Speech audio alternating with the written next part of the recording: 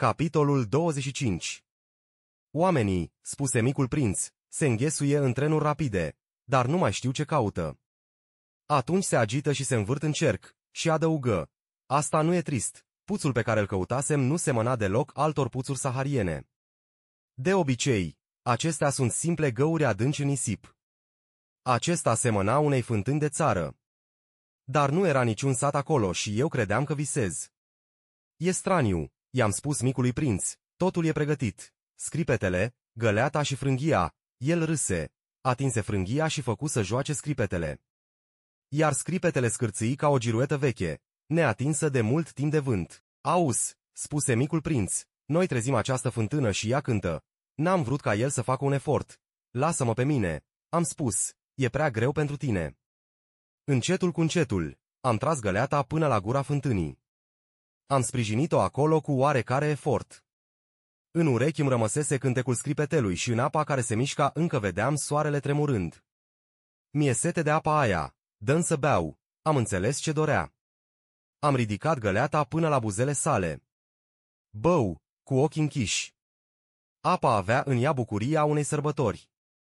Era făcută din mersul sub stele, din cântecul scripetelui, din efortul brațelor mele. Ea era un cadou pentru inimă. Întocmai cum era când, copil fiind, luminițele pomului de Crăciun, muzica slujbei de la miezul nopții, bâlâândețea zâmbetelor, toate acestea creau bucuria cadoului de Crăciun pe care îl primeam. Oamenii de la tine, zise micul prinț, cultivă 5.000 de trandafiri în aceeași grădină și nu găsesc ceea ce caută. Nu găsesc, am răspuns, și totuși ceea ce caută ar putea fi găsit într-un singur trandafir sau într-un pic de apă, și micul prinț adăugă: dar ochii sunt ori. Trebuie să cauți cu sufletul. Am băut. Am respirat adânc. Nisipul are în zorii zilei culoarea mierii. Eram fericit și din pricina acestei culori de miere. De ce ar fi trebuit să fiu trist? Trebuie să îți ții promisiunea, îmi zise încetișor micul prinț, care, din nou, se așezase în apropierea mea. Care promisiune? Știi tu, botnița pentru oaia mea, sunt răspunzător de această floare. Am scos din buzunar schițele desenelor mele. Micul prinț le zări și spuse râzând: baobabii tăi seamănă un pic cu niște verze. Oh! Eu, care eram atât de mândru de baobabii.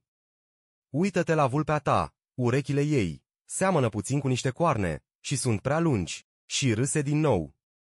Ești nedrept, omulețule, eu nu știam să desenez altceva decât șert boa închiși și deschiși. Oh! Totul va fi în ordine, spuse el, copiii înțeleg. Am schițat deci o botniță. I-am dat-o cu inima strânsă. Tu ai planuri de care eu nu am cunoștință, dar nu-mi răspunse.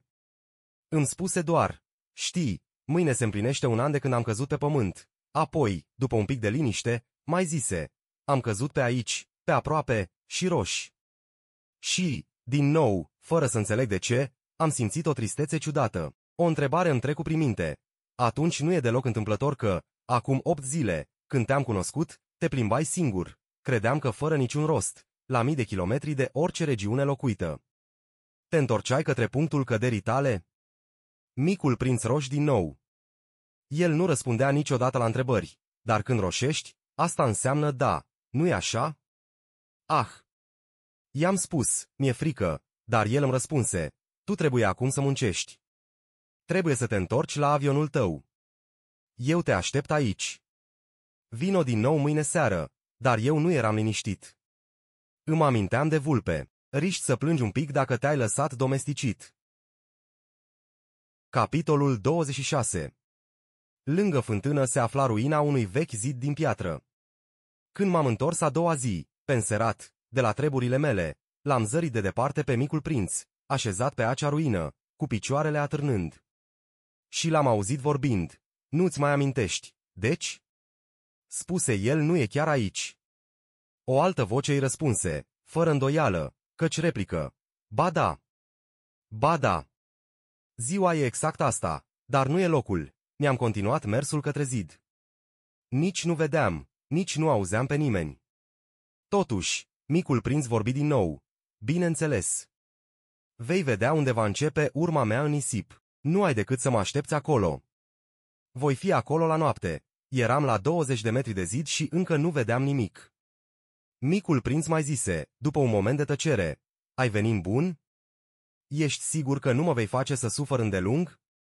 Eu mă opri, cu inima strânsă, dar tot nu înțelegeam.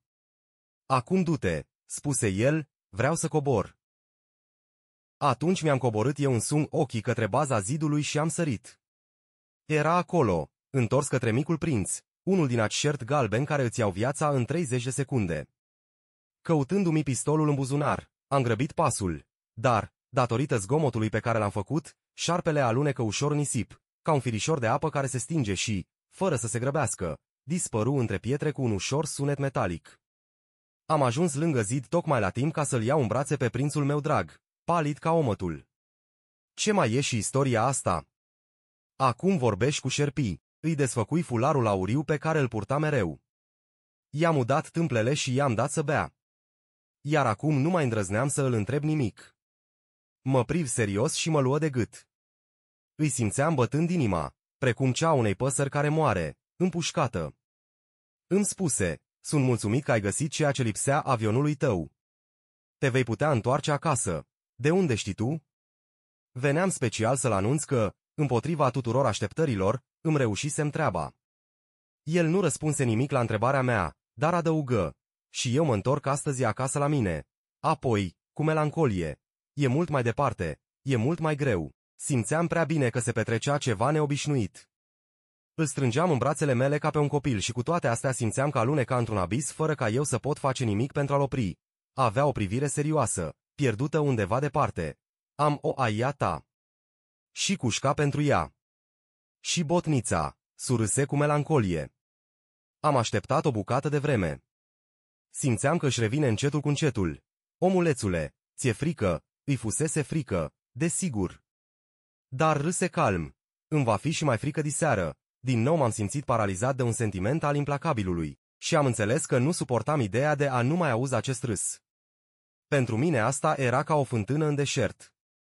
Omulețule, vreau să te mai aud râzând, dar el îmi spuse, în noaptea asta se va împlini un an. Steaua mea se va afla exact deasupra locului unde am căzut anul trecut. Omulețule, nu-i așa că povestea asta cu șarpele și cu reîntâlnirea și cu steaua nu e decât un vis urât? Dar el nu răspunse la întrebarea mea. Îmi spuse, ceea ce este important nu se vede. Desigur, este ca și cu floarea. Dacă iubești o floare care se află pe o stea, este reconfortant să privești noaptea cerul. Toate stelele au pe ele flori. Bineînțeles, tu vei pri noaptea stelele. A mea este mult prea mică pentru a-ți putea arăta unde este. E mai bine așa. Pentru tine, steaua mea va fi una dintre stele. Și atunci îți va face plăcere să le privești pe toate. Ele îți vor fi toate apropiate. Și să știi că vreau să ți fac un cadou. Râse din nou. Ah, omulețule drag, ce mult îmi place să ți aud râsul. Exact ăsta va fi cadoul meu, va fi ca și apa. Ce vrei să spui? Oamenii au stele care nu înseamnă același lucru pentru toți. Pentru unii care călătoresc, stelele sunt călăuze. Pentru alții nu sunt altceva decât niște luminițe. Pentru cei care sunt savanți, ele reprezintă niște probleme. Pentru omul de afaceri, ele erau ca aurul. Dar toate aceste stele sunt lipsite de glas. Tu vei avea stele cum nimeni altcineva nu are ce vrei să spui. Când vei privi cerul, noaptea, pentru că eu voi locui pe una dintre ele, pentru că eu voi râde acolo, atunci pentru tine va fi ca și cum toate stelele ar râde. Tu vei avea stele care vor ști să râdă. Și râse din nou. Și când te vei fi împăcat căci întotdeauna sfârșești prin a te împăca, vei fi mulțumit că mi-ai cunoscut. Tu vei fi prietenul meu pentru totdeauna. Vei avea chef să râzi cu mine. Și vei deschide uneori fereastra. Așa, pentru plăcerea ta, iar prietenii tăi vor fi foarte surprinși văzându-te râzând către cer. Atunci le vei spune, da, stelele mă fac întotdeauna să râd, și ei te vor crede nebun. Din cauza mea. Și râse din nou. Va fi ca și cum ți-aș fi dat eu, în locul stelelor, o mulțime de zurgălăi care ar ști să râdă. Și râse iarăși. Apoi redeveni serios. În noaptea asta știi, te rog, nu veni. Nu te voi părăsi. Voi arăta ca și cum i-ar fi rău, va fi ca și cum aș mur puțin. Asta este. Nu veni să vezi asta, nu-ți face bine. Nu te voi părăsi. Dar el își făcea griji. Îți spun asta. Și din cauza șarpelui. Nu aș vrea să te muște. Șerpii sunt răi. Pot mușca doar așa din plăcere. Nu te voi părăsi. Dar ceva îl liniști. E drept că nu au venit pentru o a doua mușcătură. În noaptea aceea nu l-am văzut plecând. Se strecurase fără niciun zgomot. Când am reușit să-l ajung, am văzut că avea un mers hotărât, cu un pas rapid. Îmi zise doar atât. Ah! Tu ești aici. Și mă luă de mână, suferind pentru mine. Nu ai făcut bine. Vei suferi. Voi părea că voi fi mort, dar nu va fi așa. Eu tăceam. Va fi ca o veche carcasă abandonată. Asta nu e ceva trist. Eu tăceam. El se descurajă un pic, dar făcu încă un efort. Știi, va fi fermecător. Și eu voi prind stelele. Toate stelele vor avea puțuri cu scripeți ruginiți. Toate stelele îmi vor da să beau. Nu fu nimic altceva decât o strălucire gălbuie în apropierea gleznei sale. Rămase o clipă nemișcat. Nu țipă. Căzu încet, așa cum cade un copac doborât. Nici măcar nu făcu zgomot, din cauza nisipului. Capitolul 27. Acum se împlinesc 6 ani de atunci. Nu am povestit încă nimănui lucrurile astea. Tovarășii mei, care m-au revăzut, au fost foarte bucuroși că eram în viață. Eram trist, dar le spuneam, e din cauza oboselii. Acum m-am mai împăcat puțin. Vreau să spun, nu chiar de tot. Dar sunt sigur că el s-a întors pe planeta lui, căci în zorii zilei nu i-am găsit trupul. Nu era un corp chiar așa de greu, și îmi place să ascult noaptea stelele. E ca și cum 5.000 de zurgălăi, dar iată că am uitat ceva foarte important. Am uitat să-i pun curelușă de piele botniței pe care am desenat-o pentru micul prinț. Nu va putea niciodată să o pună oii. Atunci stau și mă întreb, ce s-a întâmplat pe planeta lui? Poate că oaia a mâncat floarea. Uneori îmi zic, bineînțeles că nu. Micul prinț își pune în fiecare seară floarea sub globul de sticlă și are bine grijă de oaia lui. Atunci sunt fericit. Și toate stelele râd încetișor. Alteori, însă, îmi zic, e neatent odată și ajunge, s-a terminat.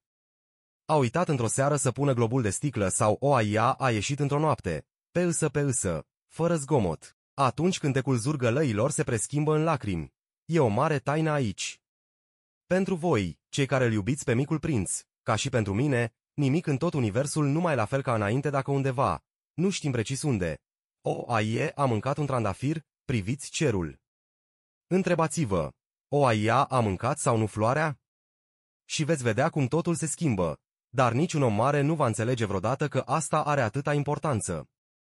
Acesta este pentru mine cel mai frumos și cel mai trist peisaj din lume. Este același peisaj ca în pagina precedentă, dar l-am mai desenat odată ca să vi-l arăt mai bine. Aici a apărut și apoi a dispărut micul prinț pe pământ. Priviți atent acest peisaj, ca să fiți siguri că îl puteți recunoaște dacă veți călători vreodată în Africa, în deșert. Iar dacă vi se întâmplă să treceți pe acolo, vă rog să nu vă grăbiți, așteptați un pic exact sub stea.